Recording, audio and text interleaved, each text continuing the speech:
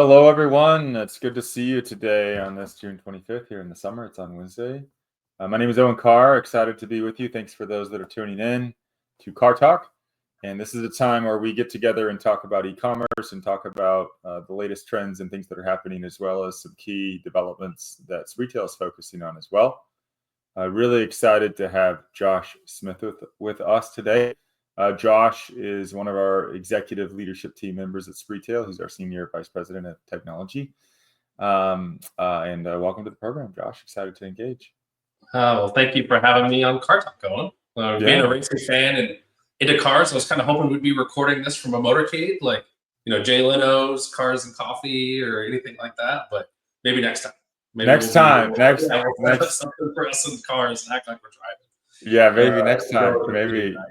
Maybe next time. Well, some of the work that you and your team and we do here on listings and technology and infrastructure, it's just as complicated as what it takes to drive a fun car. So yeah, doing multiple things at once, right? Indeed. But indeed, what we have, yeah. Go ahead. Yeah. As you mentioned, lead software and technology at Spreetail. I came to Spreetail last fall because I really believe the foundation that we have gives us the opportunity to become the most brand-centric company in the world, and I definitely want to be a part of that. And so excited to be here. Before Spreetail, though, I was a product and technology leader for a omni-channel commerce software and services provider. And we're a startup, grew to over 400 million in less than 4 years. So it's kind of a rocket ship story, kind of fun. So it's a great experience there. And prior to that, I helped build Deloitte Consulting's first SaaS software and sold it to Fortune 500 retailers and brands. So deep experience in both online and offline commerce in the omni-channel world. So excited to be here and talk through multi-channel listings. It's been awesome to join in with you this last year at Spreetail and see the trajectory of things that we're working on and how we've been able to impact and help a lot of brands. So excited for that. Yeah, we're going to drop into a few different topics today. We're going to talk about multi-channel listing management, which is key. I think from a lot of our viewers and listeners, folks tend to know the Amazon ecosystem the best because, of course, that's over 50% of e-commerce in the U.S. But there's so many other opportunities in dozens and dozens of great channels that have a great curated list of customers, and we're going to talk about those today.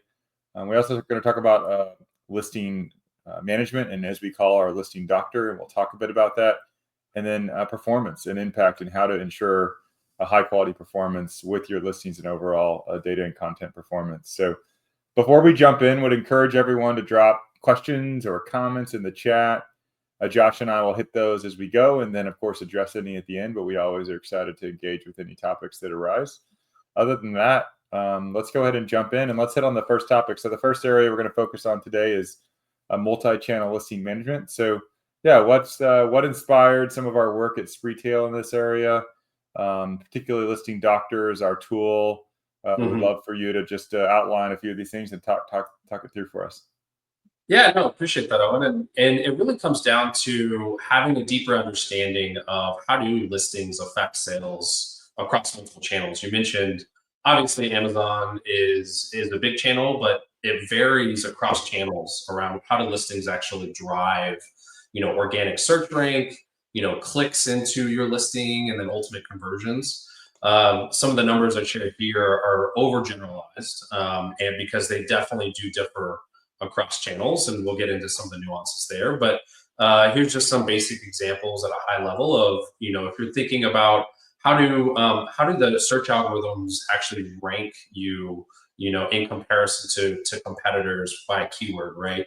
And about a quarter, from our understanding and through just expertise and knowledge, about a quarter of your search rank comes from your actual keyword relevance in your listing. So how are your titles, your kind of key description fields, any kind of search term fields that these channels allow you to use, how are those actually tied to the search that's relevant, and how you organize that will be different between Amazon, Walmart, Target, etc. And then, to get the click after that search result, right? If you kind of think about the next stage of the funnel, right, about 30% of that comes from kind of your image quality, your title relevance, right? If you think about it from a consumer behavior perspective, if someone's looking at a list of products after a search result on the product listing page, right? How do they actually decide where to click? Well, it really comes down to that image and the title relevance, right? And then once they're in the listing, right after they clicked, then it really comes to the description and the deep content. And so those are kind of how we think about listings effect across the conversion funnel. But then if you think about the challenges that brands face and why we felt like something like Listing Doctor, or solving this problem was important, it really differs based off of like where these brands come from, right? And this visual breaks it down, and at a high level again between what I consider the difference between retail and digital native brands. Like if you think about it, a retail native brand might be someone is used to working with distributors or wholesalers or in-store experiences, right? And they'll have very different challenges depending on their scale than maybe those brands that grew up during the e-commerce revolution, in the last 20 years, right? And maybe biased towards their own D2C site. And so the differences between where they are in their journey for these brands versus where they need to be if they're thinking about how to optimize their listing across the marketplaces will be very different depending on that. And a good example on maybe a digital native brand is they're so used to telling their brand story on their own site that if they try to use that same content on Amazon or Walmart, who really obfuscate from the brand a little bit, they care more about like the shopper's ability to find what they're looking for across brands. If you're using that same strategy, you'll likely not be as successful as if you think about how do these search algorithms and ranking algorithms on these channels work. But on the opposite ends, if you think about from the retail side, or retail native brands, that are trying to go on these multiple marketplaces. Maybe they're not used to keyword optimization. They're not used to listings. Maybe their content around their listings just hasn't necessarily needed to be beaten and battered over time and learned what works and what doesn't. And so maybe it's just not as sophisticated. And so again, going back to your original question of what inspired the creation of tools, it's really trying to accelerate and help brands, take them from the journey that they're on in their listing optimization and really help them manage at scale the nuances of these different channels and how to really optimize listings as much as possible to take advantage of organic search and click and conversion optimization. Yeah, no, that's very helpful explanation. Makes a lot of sense. I think that we can even think about that in many of our own experiences working. If you were to, in your mind, go to a Shopify page versus a Target versus a Walmart versus an Amazon, the design flow, the styling, the amount of words that are on the page, what you're going to see above the fold, what you're going to see on mobile is going to be, wildly different. With Amazon having just generally a lot less white space on the page compared to, say, a Shopify or a Target. And that dramatically impacts how the listings and how the data shows up. So very interesting that everything has to be customized and built at scale, which is obviously hard to do if you're a brand that has 100 types of products that you sell, and now you're working to list those on 20 different channels, and each of those need to be customized uniquely on its own.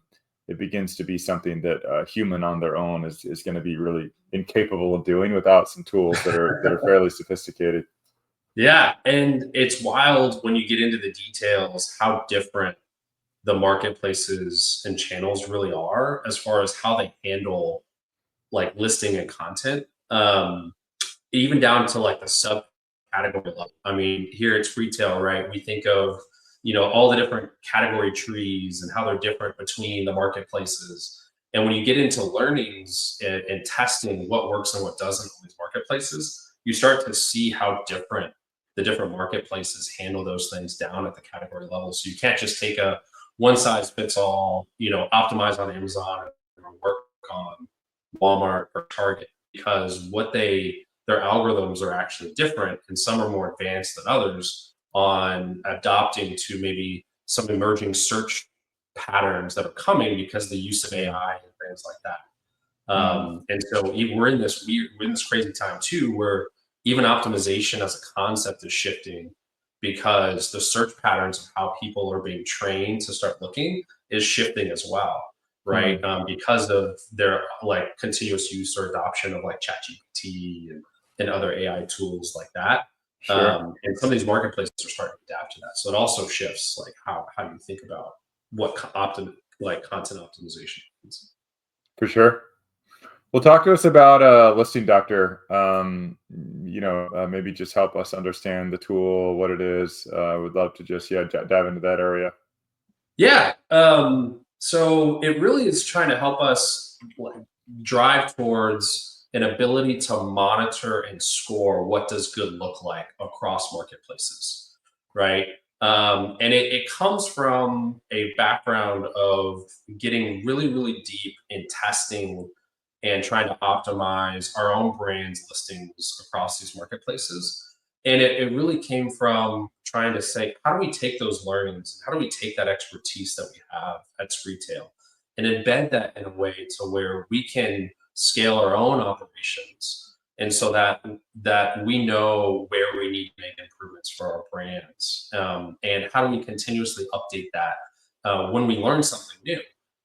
Because when it comes to these learnings, what we're finding, especially the deeper and deeper we get in different categories and learnings and the nuances of a particular category, what works and what doesn't, is sometimes the recommendations from the marketplaces aren't aligned to what actually works on the marketplace itself. So if you just rely on maybe some of the guidance because it's more generalized, you might actually be hurting yourself when you get on these marketplaces and try to compete.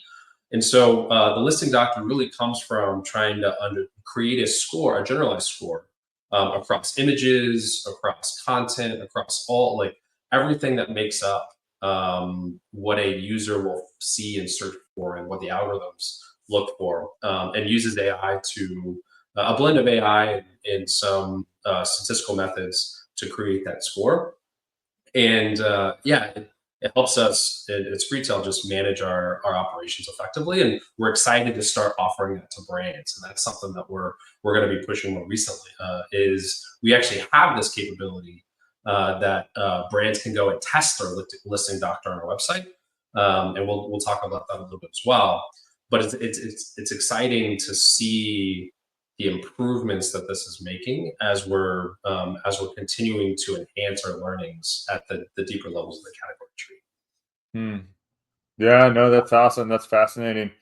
What about maybe unpack some of the details that go into it? I know there's a lot of different factors. You hit on them here, but would love to understand more of the details of things that we see that are heavily impactful to the listing quality score and the infrastructure behind that. Yeah.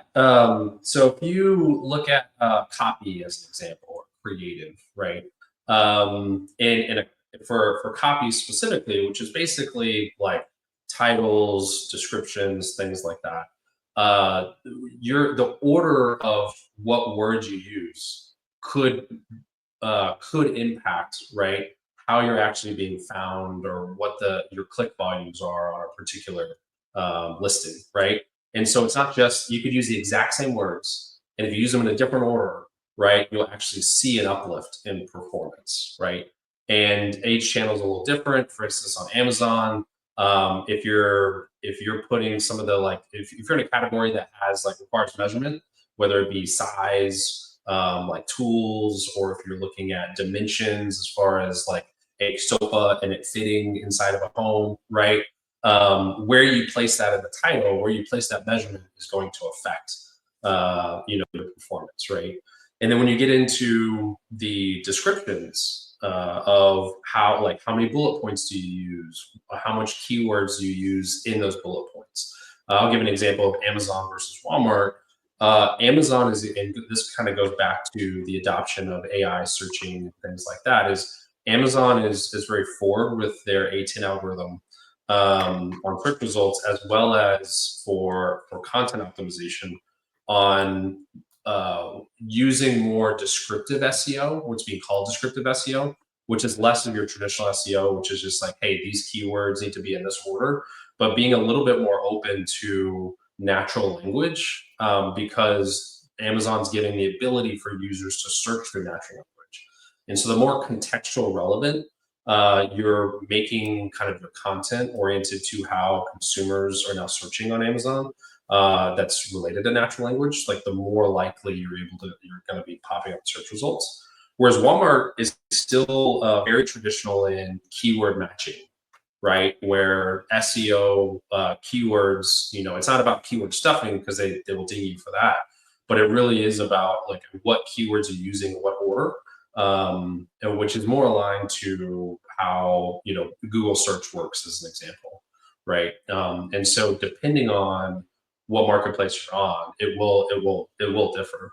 Now on creative, which is more imagery and things like that, it the how you score or how you kind of create the images will also obviously have a big effect, as I mentioned, on the click-through rate. And so things like obviously the background images, or sorry, the background color.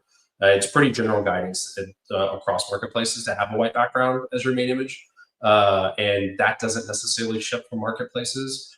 But your pixelation, your shadow depth, all those things, the degree at which you do that will matter across marketplaces. And then the order of your imagery, right, on a particular listing will matter as well, whether you use lifestyle or not as your leading image. But like all those things actually differ by category. And so when it comes to how we leverage Listing Doctor as an example, what you see on the screen for those of you that are on and watching is an example of how we can take scoring mechanisms and understand like what is it that we are saying we want the content to be versus what Amazon is actually showing on their channel. What are the nuances and what's the potential impact of those nuances? Because sometimes, and the challenge that this presents is sometimes Amazon, especially if you're competing on the same ASIN with other sellers, sometimes Amazon will choose what content to show, and that is not always the most optimal, right? And so being aware of what content you're syndicating to Amazon versus what's actually being shown allows you to one, influence and make changes, and push for Amazon to show the relevant content. But then two, it allows you to understand the performance difference between what you want there to be in versus what's actually being shown. But that's just the starting, at the starting line of then going to optimize and then improving to drive better conversion and click-through rates, right? Yeah. Yeah, it's awesome that we've been able to integrate at Spreetail the use of AI into the tool, where I think a lot of us think about, we understand the complexity of, hey, I have these 20 different channels. They each have their own rules and algorithms and methodologies to optimize search, conversion, placement. They have requirements around attributes and pictures and image quality and all these things. We all kind of get that's complex. I have to then have this mechanism to build all my content customized to each channel. But what we probably don't think about is that, well, once I do all that and I load it, I then have to constantly monitor, 365 days, 24/7 to ensure that something's not going wrong or something's not changing. And that obviously would be an incredibly expensive task if that was a human doing it. And that's where AI has been hugely powerful. It sounds like, it's retails we've activated this, our quality, it's really dramatically increased the quality score, right? Mm-hmm.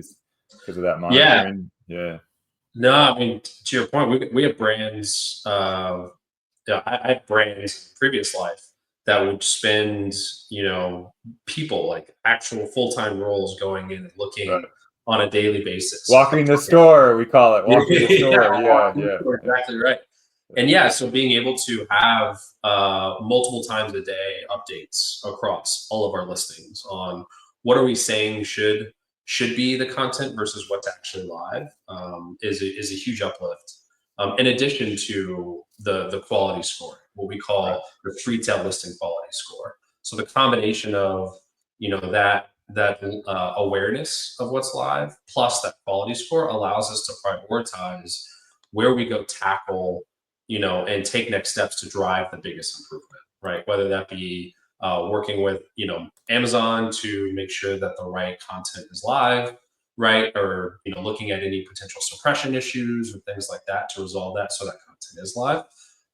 In addition to continuously working to embed the learnings of what works and what doesn't in a way that updates that listing quality score. So Right. that way we're always embedding the latest learnings into like our workflows and prioritizing the biggest impacts across our, across our brands or listings to go continuously drive as much conversion as possible. Right. And the quality score is proprietary, unique to retail, right? Like how we've come up with that based upon our own testing infrastructure, our experimentation teams, and our data. I think that's one thing that folks maybe don't appreciate or don't understand is that for almost 20 years now, we've sold across almost every major e-com channel in the U.S. And so that gives us a view into each of those channels that a lot of folks just don't have if they're more D2C oriented or more Amazon oriented. But the scoring componentry there, we then assess actively and active monitoring and then adjust it based upon the latest data information on what actually is driving better conversion in search. So that's fantastic. And it's based in this copy element and the words, and then also the creative element around graphics and other interfaces on the site, attributes, et cetera. That's how the team has set it up and how you're thinking about it. Yeah, I mean, it breaks down into 5 different areas currently. One is copy. So how well is your copy being optimized towards our learnings, right? And again, those are constantly being updated based off of different A/B testing, different data science techniques to get a generalized understanding between these changes over time, right? And some of those examples, right, might be related to keyword frequency, like how often are keywords being used, how relevant are the keywords based off of current search patterns. I think that's a nuance too that folks don't really understand is when it comes to copy, it's constantly evolving how the algorithms are working based off of who is searching for what and how often that information is being searched, right? So if you haven't updated your listing in the last couple of months, you're likely you could be out of date depending on different search patterns. And so how do you continuously update keyword relevancy, right? Is a big component, right? You think about the key components of title, description, bullet points, right? How does that what's the best practice there based on findings? And then you jump into creative. I mentioned a few of these examples, right? When it comes to images, infographics, lifestyle images, how many do you have matters in this example? Like, on Amazon has a certain guidance of, have more than 6 images, right? And here's a generalized view of you should have either a lifestyle or a white background as your main image. And then, the mix in between there, a mix of, infographics and things like that. Where Walmart's different. Walmart, I think it forces you to a white background that has to be your main image, right? And so the quality of that is super important. And then you could jump into like your enhanced content, right? So we score enhanced content separately than just your generalized copy and creative.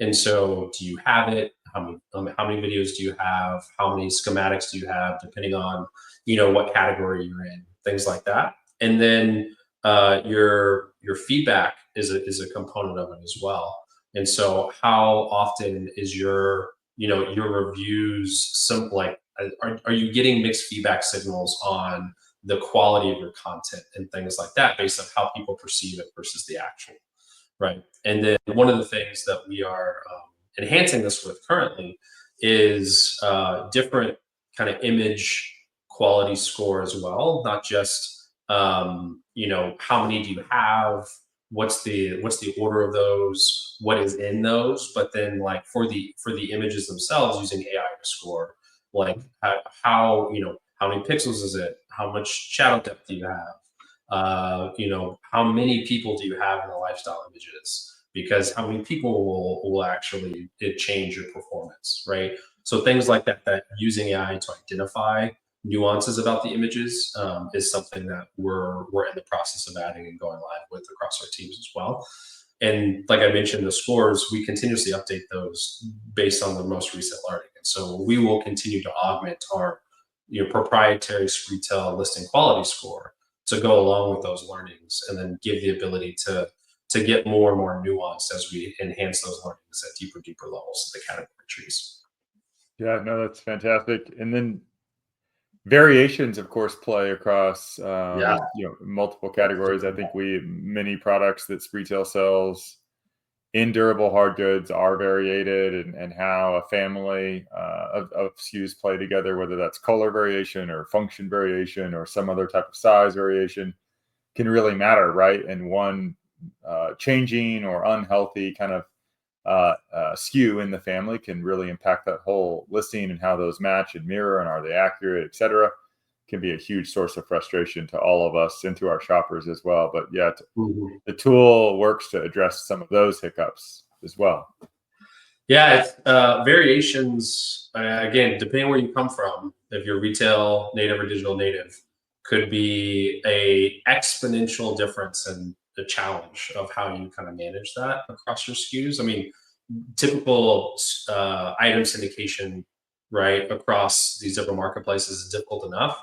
If you have a large variation set and you're not used to managing that in a digital ecosystem, it can be very cumbersome very quickly, right? And so, yeah, the variation, depth and fidelity of does your image of that variation, like a color as an example, match to the listing variation, right? All those nuances come into the fold, and the requirements on Amazon and with OmniSpec 5.0 on Walmart are getting, they will punish you much more severely now than they Mm. used to when it comes to having mismatched content and variations. And so these marketplaces are getting better and better at identifying those differences, because they're trying to give the best experience possible for their shoppers. Hmm. Yeah, no, that's awesome. If someone wanted to use the tool, I guess, yeah, can they test it? That's how that works. Yeah, actually, as of a few weeks ago, you can go to Spreetail.com. We have a section around our smart shelf, which is an emerging set of capabilities that we're building to help our brands compete better on marketplaces on their digital shelf. And if you go to the Listing Doctor page, you'll be able to actually try out the Listing Doctor. We'll be able to submit an ASIN, your email, and you will get a report that gives a generalized view of what your score is, some feedback on, with some small improvements, what you could get the score to become, and what the impact of that is. We'll Mm. estimate a percentage uplift on, just based on some of our learnings, that if you go implement some of those examples. Now, it's not all the learnings that we have, right?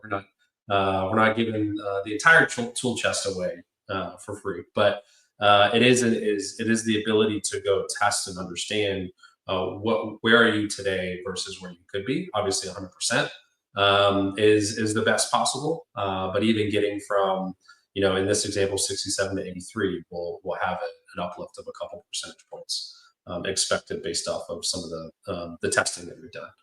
And so Right. it's a neat experience for brands to go play with some of the ASINs in their catalog and see how the Spreetail listing quality score will help them improve their own listings. Sure. And it looks like we actually had a question come in from Caroline, where she wants to know, how are we determining the criteria for what good looks like? I think you hit on that a little bit around the scoring, right? Taking your score Mhm. from, say, a 60 or 65 to 70, 75. And then, how frequently does Spreetail update Yeah. those standards, Uh, which, based upon the testing, is essentially continuous, right? We're continuously monitoring, updating the standards, but I'll let you speak to it. yeah, no, it is.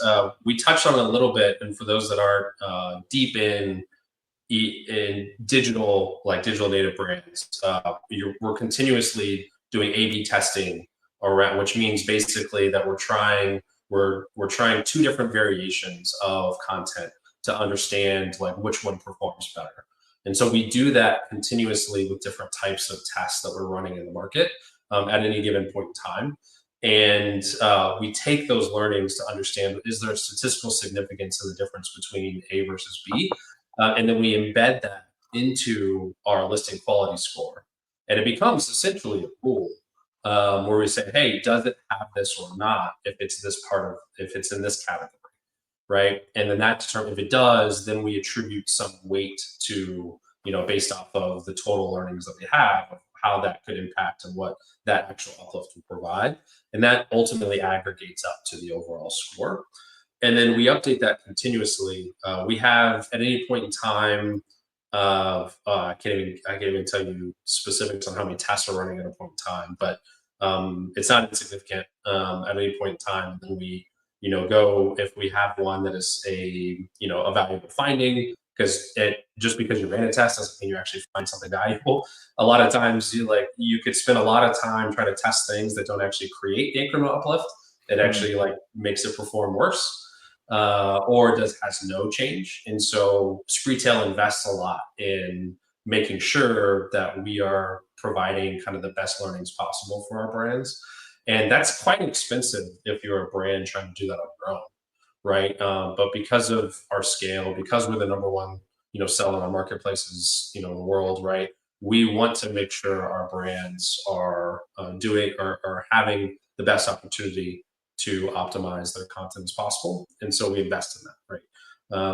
And then so it is a continuous updated process. Yeah, that's fantastic. And thank you for the question as well, Caroline. Love to hit on just real fast. I know we're long on time, and appreciate everyone's tuning in today. But as we wrap up, yeah, any results or details? I think we maybe have a case study here that you can walk us through a little bit. Yeah, this is a great brand of ours, ChargePoint. Love working with them, and it's a good example of implementing some of the learnings from the listing doctor, this retail listing quality score. We saw, it shows here, a pretty good uplift in sales based off of just those content changes. We do in these kind of measurements, you do want to hold out and just say, hey, let's not change much, but let's see the incremental uplift. And so we saw a 12% sales lift, and then the important part is increasing conversion as well, right? And so I showed the funnel earlier, and its impact on not only being found better but driving more conversions, right? And so that uplift is good. And then the 71% improvement in seller rank, just being able to be found more frequently. The combination of these things led to that 12% sales lift. And so being able to have a higher search rank, and then be able to be found better by brands, and across kind of their different products, and then obviously driving more conversion leads to a compounding effect of sales lift. So this was a very exciting results early on in the journey, and has proven kind of the value of investing in this area for our brands. Yeah. And I think that it's a fantastic story, and ChargePoint is a great partner of ours, a great company. I think there have also been probably half a dozen instances where the content has changed outside of the brand's desires, and within 24 hours, our system has detected, fixed, corrected. Normally, that could pull conversion down, traffic down for potentially weeks at a time if no one happened to be walking the store. And so that's the sort of just constant vigilance that's required in this era, and a great use of AI to do that in a way that's very economical, right? It doesn't cost a lot of extra dollars, right, for anybody. So that's advantage for everyone. So, well, Josh, it's been a real pleasure to have you, and I think we have just tremendous engagement in this area of the business, and great to see the progress, and excited for folks to get in and try Listing Doctor and experience that. And appreciate you joining in and everything you've shared. Yeah, I appreciate having me on, and for everyone listening, be on the lookout. We've got a lot more coming, not just with Listing Doctor, but the broader smart shelf technologies, which we'll probably be circling back and talking about more soon too. Absolutely. All right. We'll see you later. All right. Appreciate it. Bye.